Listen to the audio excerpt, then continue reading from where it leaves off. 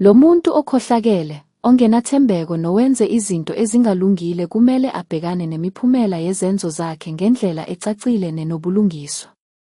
Lekaka iphiciphici sellout umdidi wembongolo. Asikho lapha ukuzophila amaphupho akhe, kodwa ukufeza izinhloso zomzabalazo. Lo muntu oziphatha ngendlela engafanele, kumele abhekiswe emthethweni ngosuku olufanele. Lo muntu angeke abe ngowaseNingizimu Afrika ngempela, kubonakala sengathi ufakwe ngenhloso ethile.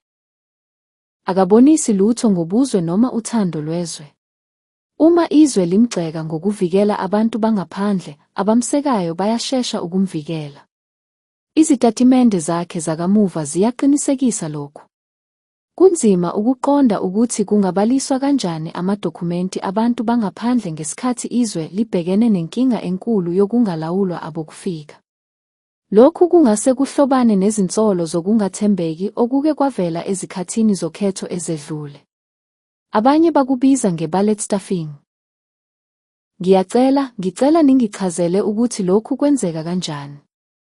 Ngephazuke ehlathini sesizodibana, ngephazuke ehlathini shonamalanga shona, shonamalanga